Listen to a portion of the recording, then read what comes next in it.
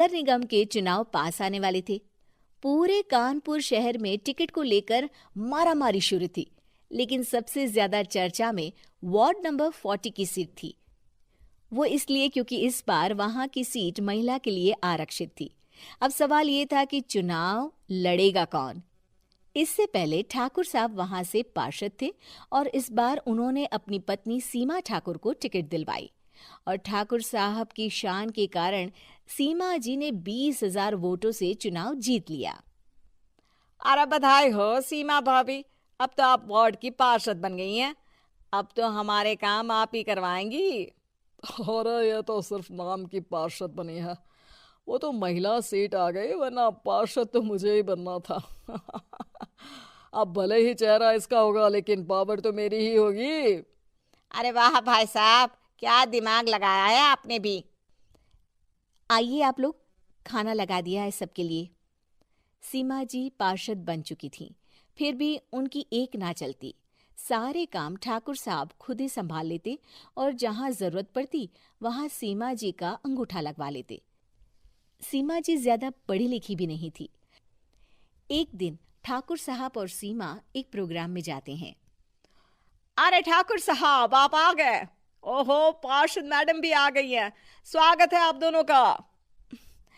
लगता है हमारे पार्षद फंड का सही इस्तेमाल हो रहा है। चलिए अब उद्घाटन करते हैं।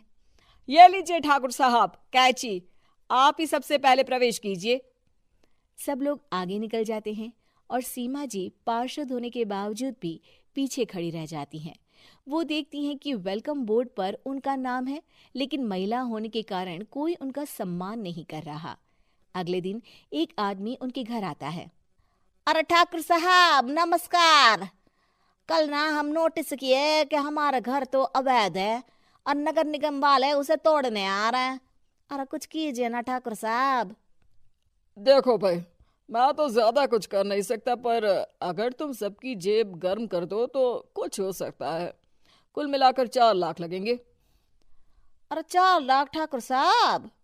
अरे भाई, मैं अपने लिए नहीं मांग रहा हूँ। दरोगा है, इंजीनियर बाबू है, बड़े साहब है, सबको देना पड़ता है ना थोड़ा थोड़ा। बोलो है मंजूर? तभी वहां अचानक सीमा जी आ जाती हैं। अरे ये आप क्या कर रहे हैं? पहले इन्हीं लोगों से तो आपने वोट मांगे, अब इनसे ही पैसे ले रहे हो। अरे चुप रहो तुम। तुम्हारा काम है सिर्फ अंगूठा लगाना, तुम वही किया करो। मुझे दूसरे काम तुम मत सिखाओ, समझी? और तुम ना जाओ, अब पैसे लेकर आओ, वरना जेसीबी किसी भी वक्त आती होगी। सब कुछ ऐसे ही चलते रहता है। एक दिन सीमा जी और ठाकुर साहब को एक लोकल मीटिंग में बुलाया जाता है। वहां पर कई और अधिकारी लोग भी मौजूद रहते हैं। अब मैं चाहूंगा कि ठाकुर साहब हमारे बीच 2 शब्द कहें। मेरे प्यार